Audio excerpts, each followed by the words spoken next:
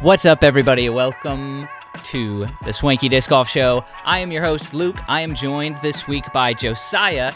We normally also have Reed here with us, but he is out for week number 2. I don't know what that guy's doing, acting like this isn't his full-time job to be on the Swanky Disc Golf Show. Thank you all so much for joining us. If you're listening, we appreciate you very much. If you would like to, you can now watch on YouTube. Shout out to everyone watching on YouTube. Be sure to subscribe to the channel.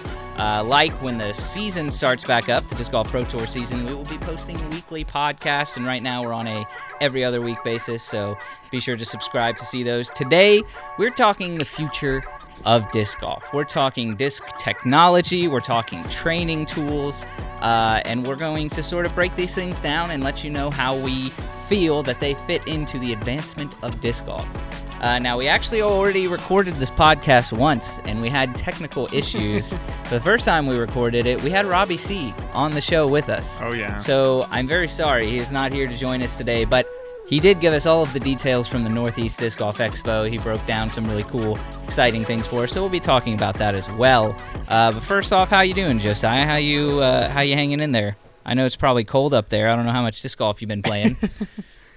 It's been pretty good. Actually, it's weird because once you get to this point in the winter, 25 degrees, even if it's sunny, is like, man, that's shorts and hoodie weather. So, yeah, we've had some sunny weather lately. But I actually got a tournament I'm playing on Sunday. Oh, nice. So, look at that. Yeah. Now, fortunately, it's in the Denver area, and the weather forecast is supposed to be like 55 to 60. So That's it's pretty be good. Great weather so far. So, yeah, mostly just do putting practice. Nice.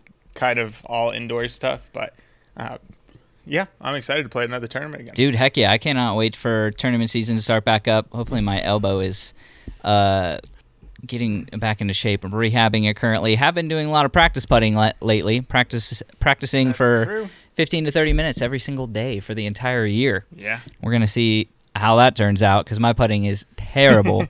But let's jump into my first question, and I'll talk a little bit about it and give some background. But my first question is really, we're seeing all of this new disc innovation, disc technology. We're seeing Clash discs especially come out with all of this wild stuff. And then we're seeing other companies try. We're seeing Discraft throw a bead on the Luna. We're seeing like Doomsday Discs put out these crazy weird molds. We're seeing MVP experimenting with their Overmold technology.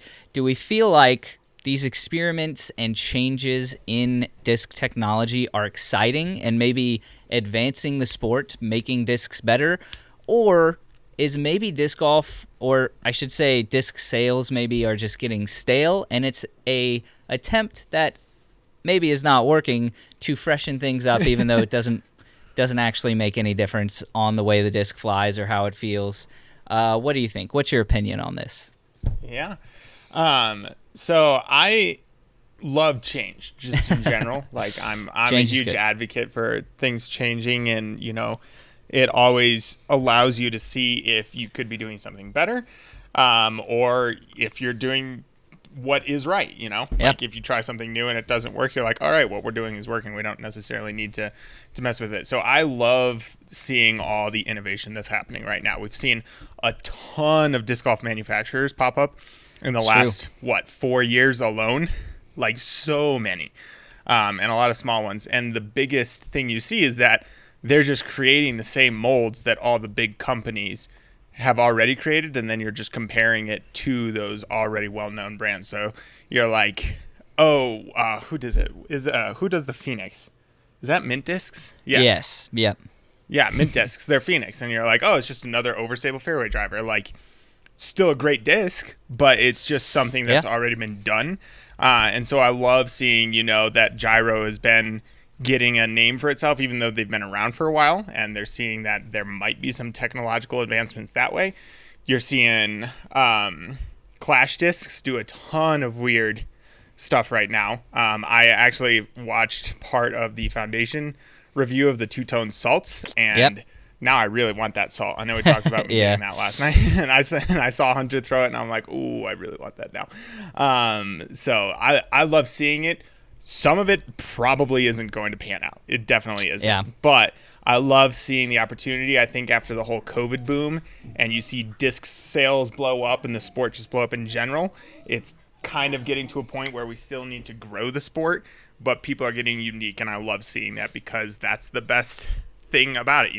We're Absolutely. talking about all of these new technology and new advancements, tech disc and things like that are coming out, but Innova probably popped out 4 new molds, and I have no idea what they are, just because that's what I think of when I think of Innova. It's just that they're just going to pop out 4 or 5 new molds, and they're still going to have great products. It's just it's not as appealing to the eye-poppingness of what you want in marketing, where you want to be attracted to something and you need to make it stand out. So I love it right now. 100%. Yeah, I tend to agree. I also love change. I love people who are, or companies that are bold enough to sort of experiment, even if it doesn't work out. Like we've seen, especially the Double Steady Honey came out. The Double Steady Plastic from Clash Discs came out. And some of the discs, like, they fly pretty cool, they look pretty cool, but then we saw some are kind of like exploding on impact of trees. So sometimes you experiment and it doesn't totally work out, but it's still interesting. It keeps it fresh. Whether or not it's actually going to change things, I don't know. I do believe changing the look is a significant part of it, and I think it helps marketing. It helps sell new discs and stuff.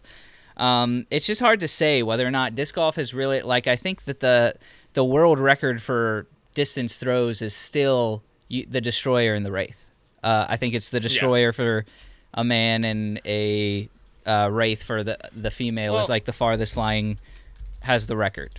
So it's like, I don't know what all of these technological advances are amounting to, or if they're even technological advances in plastic. What were you going to say? Yeah, no, I completely agree. I was just going to say, I think it's actually the Boss that David Is it Wiggins the Boss? used. Okay.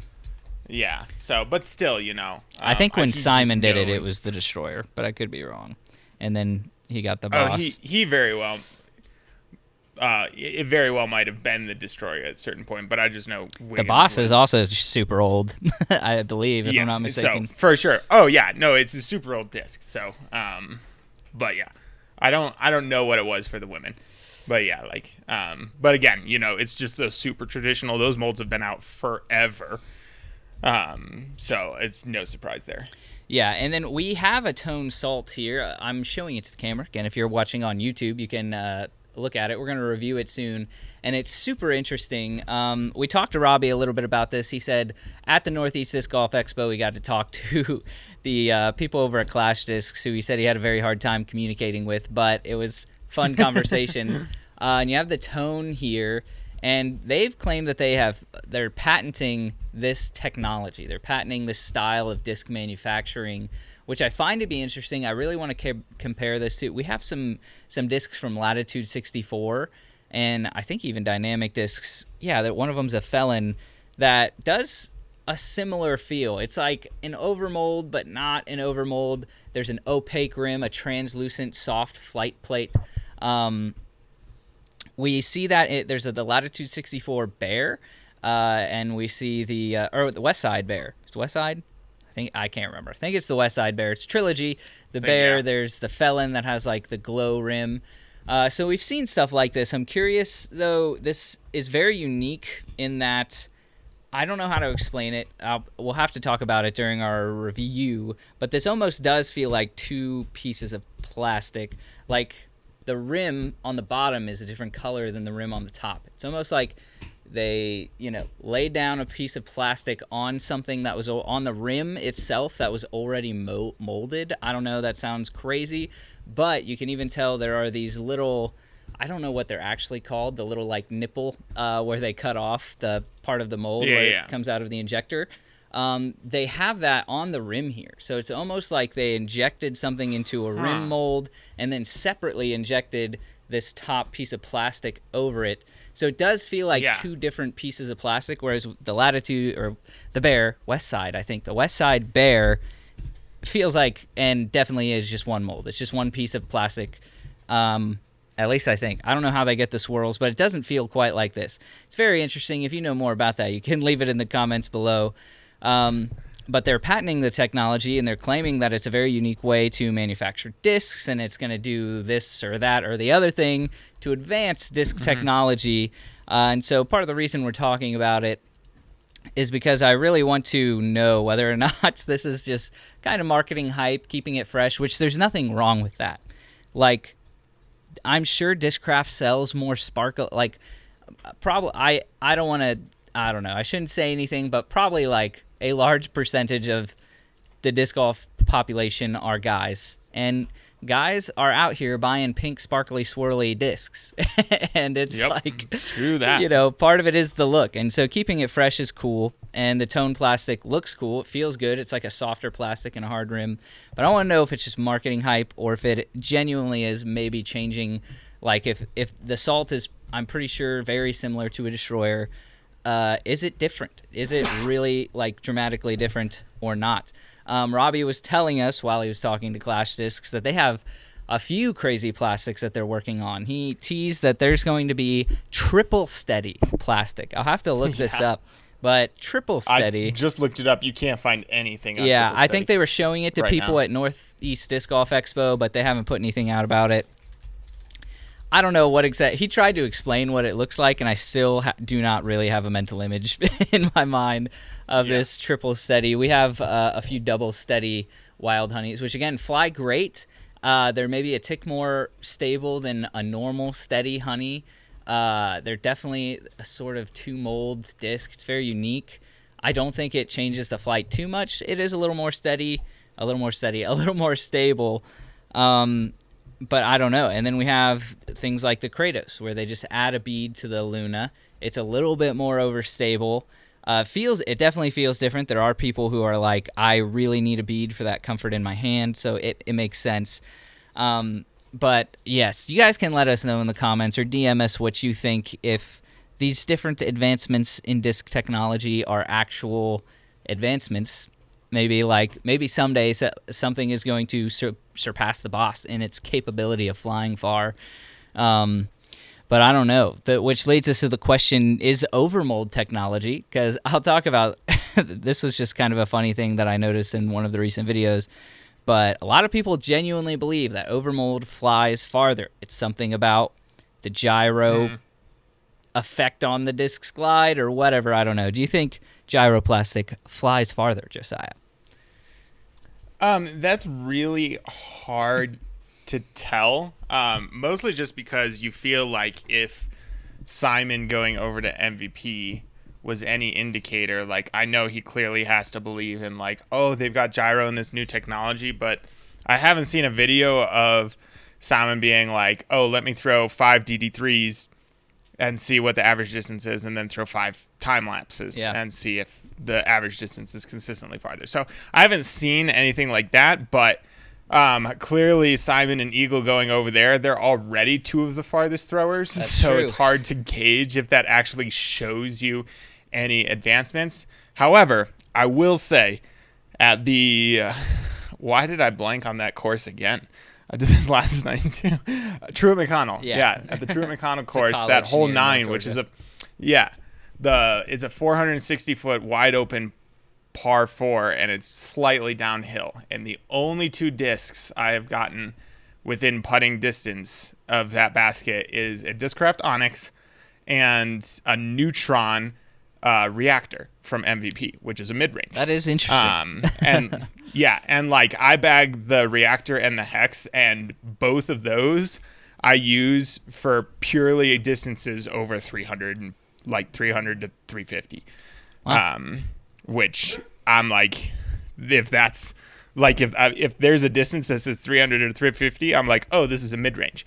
But it's purely because I know the reactor can get there. Now, I'm sure that there are other discs that might be able to get there too. Like, I'm sure Buzz is a pretty far-flying mid-range. Yeah. I just don't like the Buzz, and so I don't have much experience throwing distance with it. So, but I know there are people that can throw mid-ranges just as far. But I've noticed that the farthest flying mids for me are gyroplastic. However, and I know this, I don't remember if it was you or Robbie talking about how it has to do with arm speed, and some of the people, I think it was Robbie talking about, like, a lot of people can throw the gyro mids and putters really far, but they can't get their arm speed to get the fairways and distance drivers to get to that distance that is required to make it feel like it's flying farther. And My farthest flying putter, I will say, is a Pilot, which is still MVP, but it's not overmolded, gyro technology. Not gyro. Yeah, it's not overmolded. So, I don't know. It definitely seems like it as far as me throwing mids are concerned. But as far as like, Simon and Eagle, I'd love to see like a comparison if they would let that happen. Unfortunately, probably not going to happen. Never going to happen. I think that's why it would be awesome. I think that's why Eagle started releasing all of his old videos, like his Patreon videos and all of these other things, to put them out there for the public to see, because he was throwing Discmania Plastic, and after he announced his MVP, he's not allowed to probably do that anymore. I don't know. No, that's a good point. No, but I feel like if it's true, there has to be a way that MVP is like, no, I would love to see Simon throw the time lapse farther than a DD3 and that's a Destroyer. True. They should and do let's it. prove it on a video and put that out there. Yeah. I think that would actually be incredible. There's got to be some sort of scientific. We need Mark Rober on the case. There's got to be some sort of scientific way. Put it in like a robot arm and have it be thrown. Get a but a realistic one. I've been watching the Eagle McMahon videos that MVP keeps posting, and it was just so funny. I can't remember which one it was, but one of the owners or CEOs of MVP was he was almost choked up to tears about just how passionate he was about the Overmold technology, and he was like, I just, he didn't use these words, but he pretty much was saying it just touches my heart that Eagle McMahon believes in the Overmold technology. He believes in the gyro technology, and I appreciate it so much. I just thought that was really strange. And Eagle McMahon went on to say that I think it was a year ago or so, Simon Lizotte handed him I don't know if it was a time lapse, an overmolded driver after Eagle McMahon had just thrown a DD3 on a hole, and I think he threw it somewhere around 600 feet. He said something like that, and he said threw the overmolded disc farther, maybe by like 25, 30 feet farther than a max distance drive of his. And he's like, maybe there's something to it. And he sort of like, it might, again, he's on Team MVP. He's going to hype him up. He might just be marketing. But he's like, I think there's something to it. I think there's something to the gyro technology. And I think I'm going to be able to throw farther than everyone else on tour. So that was really interesting. And I don't know if I believe it, but I really want to see some sort of experiment, because that would show that, and like we have seen a lot of changes in disc technology over the years, over the decades, obviously. Like you look at old discs and you're like, how in the world were they throwing these at all? I mean, it's crazy. That's true. But I feel like there's a chance that we've just reached the peak, and there's no real creating a disc that's going to travel farther than like a Boss or a Destroyer or the DD3. No. So I don't know, but if MVP did do something like that, some sort of experiment, and showed that, it would show that, there is something to changing the technology of a disc to make it go farther. And then we can continue to experiment. As for right now, I don't know. My answer is I don't think it's definitely not going to change anyone's game. If it did, we would see MVP players winning more. I don't think it's going to affect somebody's percentage chance to win, maybe by micro percentages. But yeah, I just thought that was an interesting thought. Again, let us know what you guys think. Is disc technology just at its peak, or can we keep pushing the envelope? Can we push it farther? Robbie also mentioned a bioplastic, like a fully recycled plastic that's going to come out of Clash discs. That he made sound super awesome. He made it sound really, really cool, really quality. So we're excited to see that. I agree with you in that. I think change is good, and people are going to cling to innovation. We just posted a video where we tried some different starter sets, and nobody was really talking about the Discraft starter set that I used, which had a Challenger, it had a Buzz, and it had a Force in it. Everybody was talking about Reed's starter set that he used from Doomsday Disc, because they have these crazy disc names, and the molds actually are super weird. Like, it didn't have these discs in it, but we've used like the Landmine, super weird disc. Yeah. The Bunker Buster, that thing's insane. The Frag, which is basically like a rubber blend mid-range tilt. Yeah, like a 5-speed tilt. Super crazy. And people love that stuff, whether or not it makes you better or not. It's still cool. That's why people like the Berg. weird. No, yeah, no, absolutely. I just watched Robbie C's, speaking of Northeast Disc Golf Expo, I just watched Robbie C's video of them playing a mini disc golf course with a few people. Nice. Big Germ was there, intern Ben was there, Joseph from another round was there, and Robbie asked them all the question, if you could delete one disc out of existence, what would it be? And Joseph was like, the Berg. It's gone. Nice. I was like, wow, man, we are just vibing. This is great. That's besides the point. I digress. We need Joseph on for one round. Dude, we do. Only round. When we go to Charlotte someday, maybe we can do a collab with them. Yeah. Awesome. My next question is sort of in the same vein of disc golf innovation. We're seeing a lot of new technologies coming out in training aids. We see Tech Disc, which you put on the bottom of the disc. It gives you all of these statistics, all of this feedback, and we see that in pretty much every sport. There's technological advancements in training that now, I don't know, maybe this is a controversial statement, but like you can think of the NBA, you can think of college football, and how scientifically advanced their training is. I don't know if any you guys should just look up a tour of a college football training facility, which actually, if you're a disc golf fan, Kevin Jones has one because his dad is one of the coaches. I can't remember where. I think Missouri. And he goes on a tour. And I remember I've seen a few different things like that if you're into college football at all. But I remember watching that video, and I was like, this guy looks like he just walked into NASA. Like, all the stuff that they're using to train, to recover, it's crazy. I'm wondering if disc golf is at a point where those training aids are becoming relevant, where if you want to be one of the best players in disc golf, you need things like Tech Disc. You need things like we see Ezra Aderhold going to this motion capture place where they are, breaking down every little piece of your form, saying, like, if you raise your elbow, a quarter inch, it's going to get you a couple more miles per hour on your swing or something like that. Or is disc golf still kind of in a place where, a kid could come along like, I don't know, Isaac Robinson, who I think I remember him 2 seasons ago. Somebody asked him how much he putts, and he's like, a couple hours a week, And it was like, are we at a point where technology needs to be in disc golf in order for a player to really, really advance? Or is maybe disc golf a different kind of sport? Do we need to go farther? What do you think?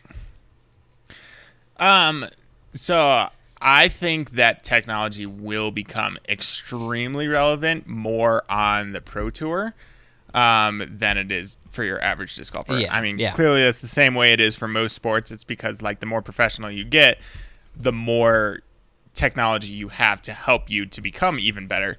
But at the beginning of the line, Isaac Robinson and Gannon Buhr have to have that natural talent and figure out the form technology early on, just in general. And that's something that even today you're going to notice. Like, you can go onto YouTube now and see so many disc golf channels that are just showing you how to do form, how to break it down, how to do it. And they're not just saying, like, this is how I do it and I can throw 600 feet. They're saying, like, no, this is how I do it because I spent, a year evaluating Paul McBeth and Ricky Wysocki and Ezra Aderhold's form, like, to see. And you'll notice all of these pros throw, like, their whole walk up and run up is somewhat different, but the, like, specifics are the form that you break down are going to be very similar. And that's what, like, some of these coaches, like Josh from Overthrow, really breaks it down to a science. And, like, I love watching his shorts because he's not, like, saying, like, oh, here's how you're going to throw farther. He's like, he'll spend 30 seconds talking just about the nose down angle and the mistakes people make and how to do just that little thing. And that's something that a lot of people don't think about, is the, like, little things like that. And so I think it's going to become extremely relevant for those who are trying to become the best that they can be and who have the money. If they're an amateur and they have the money, they're going to invest the money into doing it. And if they're already naturally good at it and becoming pro, they're going to do it anyway. I know Gannon Buhr in an interview one time mentioned that in a round he noticed he was playing a little poorly, and so he started filming himself so he could see what he was doing wrong. And then that night evaluated. And he just saw what he was doing wrong and then went out and practiced some field work for an hour so that the next day in the next round, he had that corrected already. Yeah. Like, he noticed that. Which is already something you couldn't have done 20 years ago. Right. Yeah. So, yeah, just pull out your phone, have somebody film you just so you're figuring out what you're doing wrong. Yeah. And so, like, you're seeing the pros already do that, but wouldn't it be great if there's, some motion tracker, like, on, like, your wrist or your hand or a disc or something that you're able to track these things a little bit more? Yeah. Or that all of these people are going to have their caddies filming them with technology where it's just automatically recording their form, and they can be like, hey, this is going on differently. Yes, and that makes me think or of something golf, like that. Or because they have stuff like that. Or even if caddies, right, and if caddies just know and understand the person's form that they're doing, they can be like, hey, like, heads up, I've been noticing you doing this a little bit differently. Just things like that. I mean, obviously you have to have the relationship with the caddy, and I know a lot of caddies right now are just glorified backpacks, but yes. It is like, I can see that becoming much more important for major events as the sport grows. Yeah, I think I agree. I think I remember this conversation coming up a little while ago when rangefinders started becoming popular. I think when Bushnell, partnered with Paul Ulibarri, and everyone was like, I'm pretty sure in golf you're not allowed to bring a rangefinder to a tournament. It's like cheating. But so many people were also saying, I don't think so. If Ricky Wysocki, that's a bad example because Ricky could win on any weekend. If a player who might not win is going to bring a rangefinder to a tournament, and like Paul McBeth isn't going to bring a rangefinder to a tournament, it's not going to give him any sort of edge over Paul McBeth. I don't think anyways. Yep. But now with all of these training aids, I do believe it's going to become necessary. It's just the way of the road. It's how we've seen sports progress for so long. That's what I was going to say earlier that I thought might be controversial. It's like athletes are essentially better today than they were in the 80s and 90s and 70s. But that, you can't say that. I don't know. People will get upset. We're not going to talk about that too much. But like LeBron says, he puts, $1 million into his body every year. It's something like that. And the dude's almost 40 years old, playing in the NBA at the highest level, and he's an all-star, regardless of how you feel about him. It's like, that's insane. Or Tom Brady, same thing. He had his what they call it, I can't remember, his training regimen. It was really famous. But he was 42, 43, still playing, and one of the best quarterbacks in the league. It's crazy. Technology is also, I think it's going to be huge for longevity. Players who are injuring their elbows, injuring their shoulders, injuring their ankles and knees. These form breakdowns are going to show them where, because at some point your transfer of weight, you're trying to get it out into the disc. And if your form is off by even inches, and you're someone like Eagle McMahon, who is generating 75, 80 miles per hour in his arm speed, if that weight and energy comes out anywhere other than the disc, you're going to destroy your elbow or shoulder, which he did. And so I think these things are going to become very, very important for longevity, which that's where you're going to get more GOAT conversations, is somebody like Paul McBeth, who's now suffering from different injuries, is like somebody like Gannon Buhr, who comes along. If he starts down the right track of using technology for different training aids and for keeping him healthy for a long period of time, he can play for the next 20 years. 20 years might be 20 years. He'll be 38 or something like that. He can play for the next 20 years, and if he stays healthy, he's going to break records. He's going to be in the GOAT conversation, just like that. So I think it is super important. I think people need to start getting on board with these. Start your kids while they're young, and these like form advice things. Genuinely, Overthrow is a great resource, but I think more players are also going to start having coaches who know how to use these technologies and stuff like that. I think that's hugely important, because you don't want to be stressing about that when you're thinking about a tournament. You don't want to step up to a putt and have to think about, every different small little increment of your putt. You want to have it down because somebody else told you like how to do it, essentially. Yep. So I think coaches will become a big thing. Form, there's sort of this weird, I don't know why I feel like I need to talk about this. I have seen this weird trend that's been going around. A lot of disc golf group. I'm not going to say anything other than that. This is a trend that's going around, and it is telling people that everybody's form is different. It's okay if your form is weird. Just throw the disc, just have fun. And there's two sides to this. One side, if somebody is not asking for form critique, don't give it to them. If somebody's I play in a local league and I see people throwing a 12-speed disc on a 150-foot hole. They don't want me to tell them to not throw it. That's their favorite disc. I'm not going to tell them to throw anything different. Heck, they're probably going to get an ace with it, and that's fine. That's fine.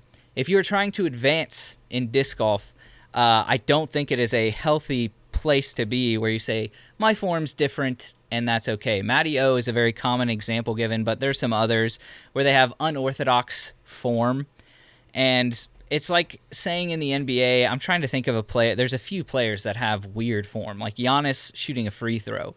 It's like just because Giannis shoots a free throw super weird doesn't mean you shouldn't look at form. There's a lot of weird throws out there, but also everyone has these basic fundamentals that are very important for even your health's sake.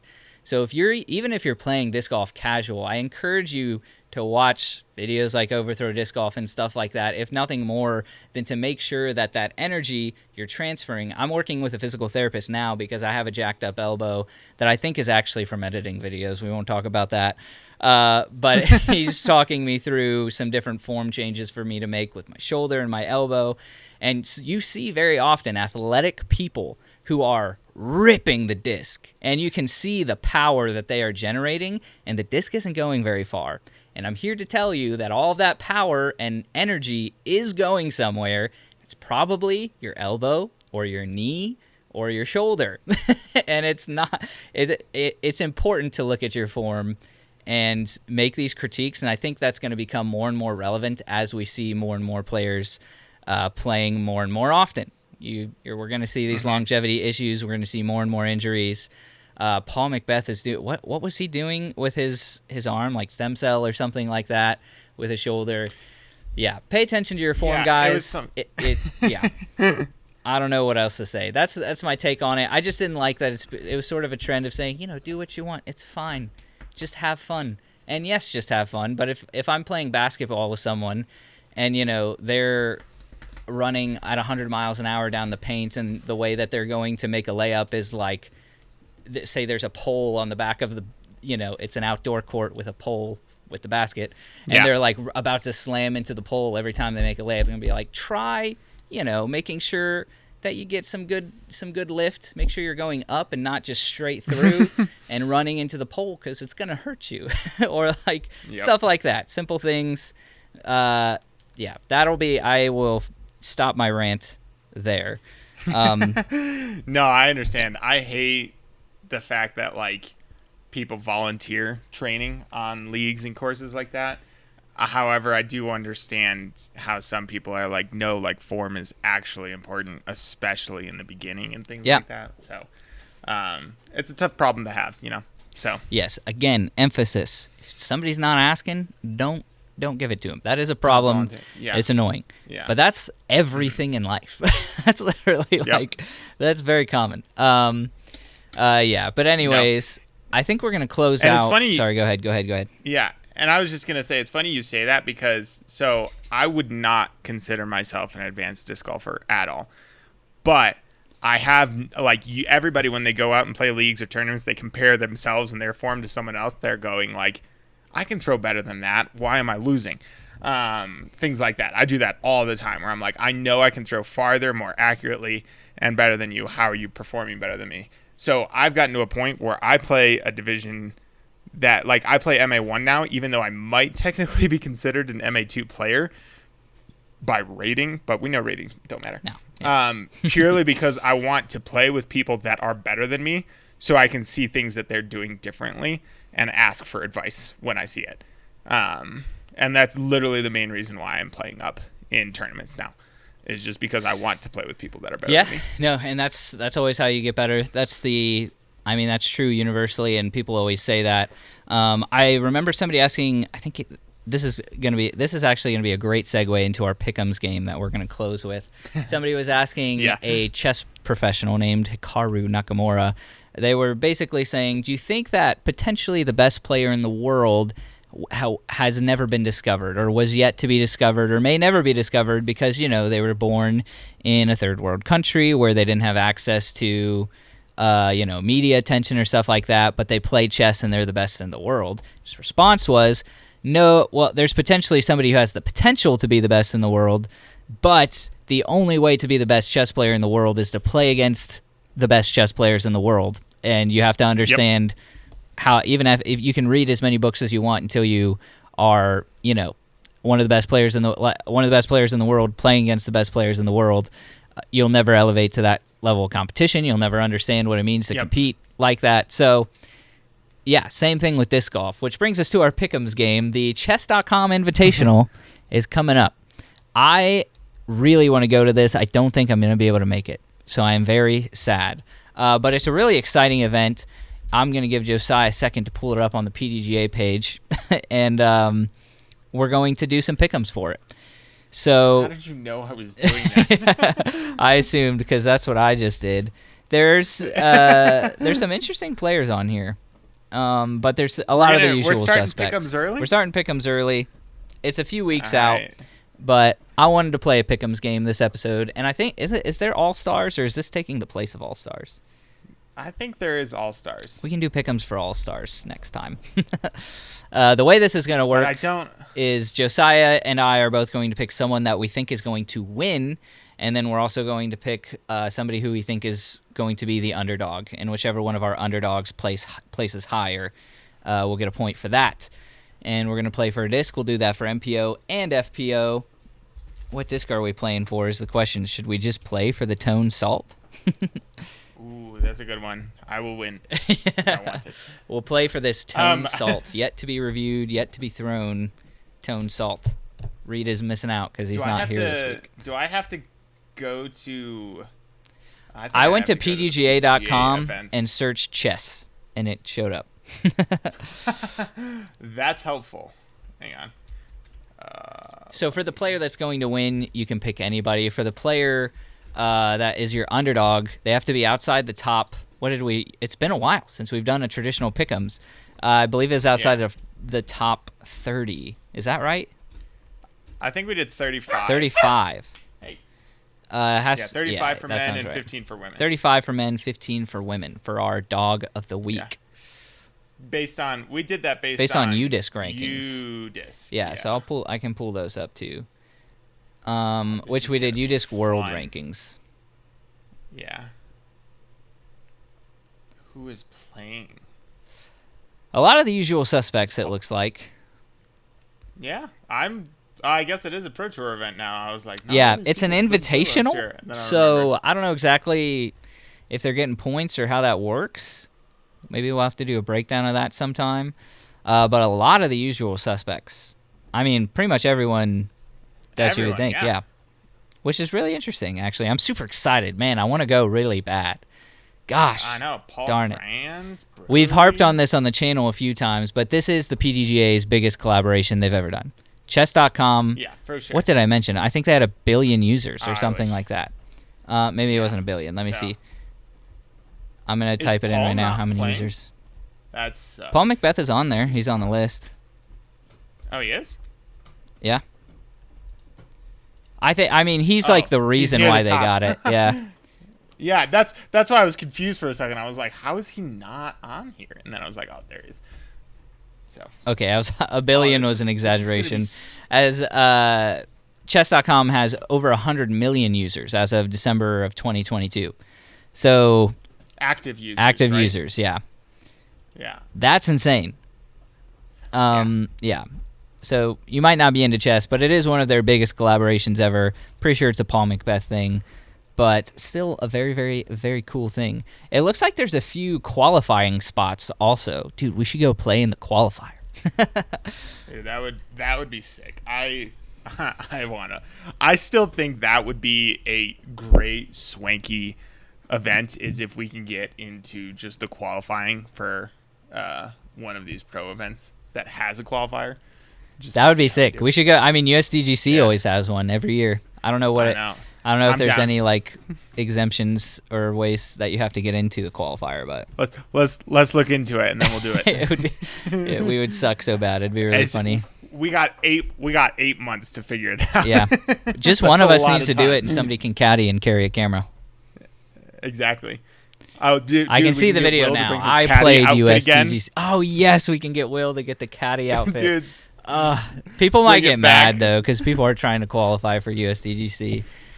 Well, we are also trying to qualify for USDGC. Yeah. Whoever has the best rating at that time gets to go. We'll have to talk about it. I don't want people to get super mad, but I think it'd be fine. We could do that. We could be like, whichever one of us has the hot. Well, it's going to be Reed. He's like, he rarely plays an event unless he thinks it's going to be good for his rating. And I think he's like 930 But ratings rated. don't matter. But ratings don't matter. Yeah. No. All right. I will let you go first on this day of pick'ems. All right, hang on. I got to scroll down to see if Kristen Tatar's here. I don't see her. I don't think she's making out. She's too busy with her new Porsche sponsorship, which is awesome. I don't know if you guys saw that. Did you say Porsche? Porsche? Yeah. Like the car? Yes. I mean, I don't know if it's actually like Porsche or if it's a Porsche dealer in Estonia. But she posted either way. She posted a picture and it's a like Porsche X Kristen Tatar sponsorship deal. I should have read the caption probably, but I saw the picture. All right. You're never going to see this pick coming. Yeah? I'm going to pick for my winner of MPO. Oh, okay. Ezra Robinson. Ezra Robinson. I respect the heck out of it. Yeah. I mean, I'm sure he's played that course a lot. Yeah, that's what I'm saying. I'm like, it's a Southeast course. Like, is Jacob I'm sure he's playing. But I know they changed the layout from what it normally was for Throwdown the Mountain. That's true. I mean, you got to think Paul Macbeth, if his shoulder's feeling okay, is going to be a factor because he has helped out with the course. Dude, what if dark horse went with Joey Tamale, who's 10-15 rated, by the way. Cracked. Yeah. All right. That's tough. Honestly, the winner... How was Paul Macbeth rated number 3 in the world on UDisc? Because they don't deduct anything in their world rankings for not playing. You could win Worlds and then never play again, and you're going to be in the top 3 for the next year.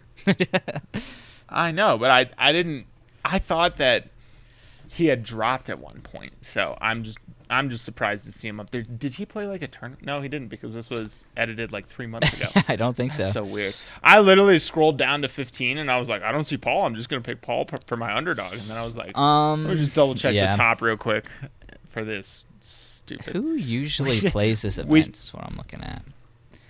Johnny McRae. John E. McRae. I guess I don't need to stress about my MPO winner now because you have to pick somebody out of 30th place for the underdog. So I'm gonna go down to the FPO. Nah.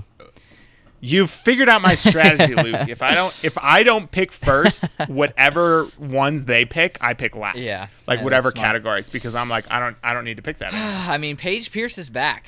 Is she healthy though? Is she hungry? Is the question. She didn't seem to have the hunger last year. We got Haley King, Missy Gannon. There's a stacked lineup. Kristen Tatar's not there though, so it's wide open. The FPO field is wide open right now. Wide open. I want to pick Paige Pierce, but there's just so many uncertainties. But Paige Pierce has been living in Florida. It says her city right now, her registered city it's Pensacola for PDGA. Yeah, for 24. I got to go with Paige Pierce. She's probably been living in Florida, acclimatizing. Playing disc golf in the beautiful weather down there this winter. So I'm going to go with Paige Pierce. I think she's going to make a comeback this year. This event anyways. Confident. That's a good one. Paige Pierce is my FPO winner. All right, I am going to do something that is either going to be brilliant or just so dumb. But I'm going to pick Katrina Allen. Okay. As my underdog. As your underdog. She's ranked 19th right now.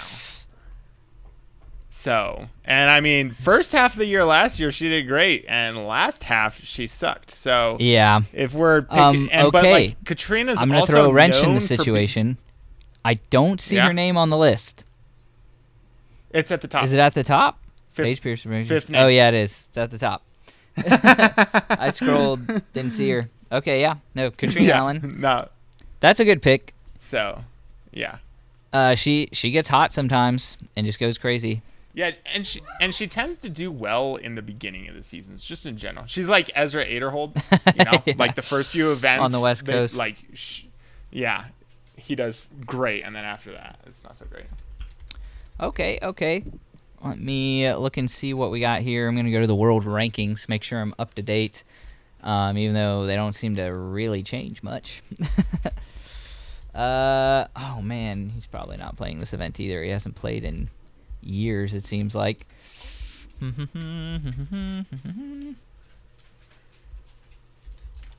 Yeah, no, unfortunately. I've been waiting for the day that I can pick Drew Gibson because he's outside the top 35.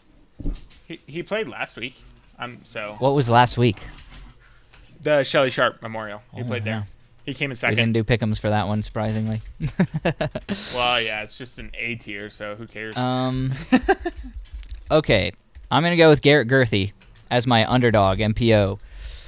He is currently number 48, and he is also a Florida local. I'm going with the Floridians. I'm actually a Florida native originally. I was born and raised in Florida, so I'm gonna stick with my Floridians here. Paige Pierce, who's from Texas originally.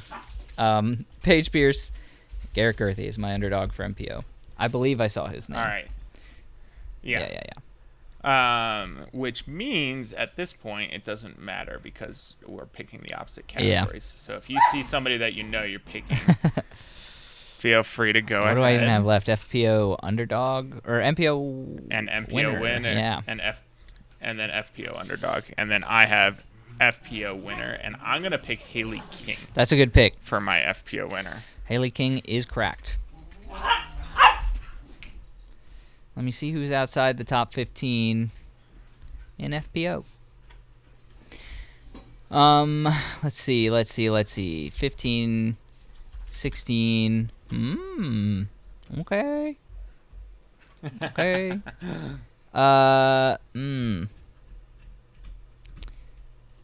Gosh, this is also kind of a hard one. FPO is just wide open. Like, literally, anytime Kristen Starr is not there, we don't know what to do. Yeah, no, that's true. Oh, man. We got Alexis Mandujano's there. Jessica Weiss is there. All right, I think I know who my MPO dog is, too. Yeah, I know who my MPO dog is. Where's Alexis Mandujano from? Texas. Texas and Florida are bros. They're basically cousins. So I'm gonna go with Alexis Mandujano as my underdog. That's a good one. That was my other one I was debating. Yeah, she's number 20 right now. And then for my MPO dog, I'm going to go with Joseph Anderson. Good old Joey Anderson. Joey Buckets. That's a good pick. Yeah. He came in third last year. Oh, nice. Okay, yeah, I should have looked at the event last year. So, my MPO winner. I remember. Sorry, go ahead. I remembered the name. I was just going to say I remember the name from last year. Like being close to the top. So, because I think they actually, I don't remember if they had to do a playoff or something, but I feel like I remember there being a playoff. Maybe it was in the FPO. There was a playoff last year. So I feel like I remember that. My MPO winner is going to be either, I think, Isaac Robinson, or I could go with the number 1 ranked Masters player, who is also a Florida native, Mr. John E. McRae, been a member since 1995. Just kidding. I'm gonna pick Isaac Robinson, but I just saw Johnny McRae's name there. I thought that was cool. My MPO winner is going to be Isaac Robinson. Johnny McRae does really well. Oh, he's cracked. He's 1020 rated. Yeah. I just don't know. He didn't have the technology to train with in 1995. Yeah. Guess who won MP40 last year? Wait, I remember this. Georgia native. Will Schustrick? Big hint. No. The other Georgia guy. Who? Think more local. Dude, I don't pay attention. Matt Dollar. Oh, Matt Dollar. I didn't even know he was over 40. Yeah. No, he's like 40, 41. Okay, I think, right I was going to say, wait, what? But he destroyed MP40. I mean, he's a great MPO player, so that does not surprise that's me why at all. it's funny because Johnny McRae plays MPO typically, and Matt Dollar plays MP40 now. Hey, well, Johnny McRae plays MPO for like certain events. No, that makes sense. He plays in his division for other ones. But. All right, I think that's going to do it for us. Ladies and gentlemen, thank you so much for listening. Thank you so much for watching. If you're listening, be sure to check us out. YouTube, Instagram, Facebook, TikTok, everything. If you're watching on YouTube, don't forget to subscribe. Like the video, comment down below. Let us know what you think of all these topics. Who's going to win the Chess.com Invitational? And if you would really like to support the show, you can hit the join button on YouTube for just 99 cents a month. Get access to a bunch of content, giveaways, ton of stuff like that. And yeah, thank you guys so much. We will see you in the next one. Stay swanky.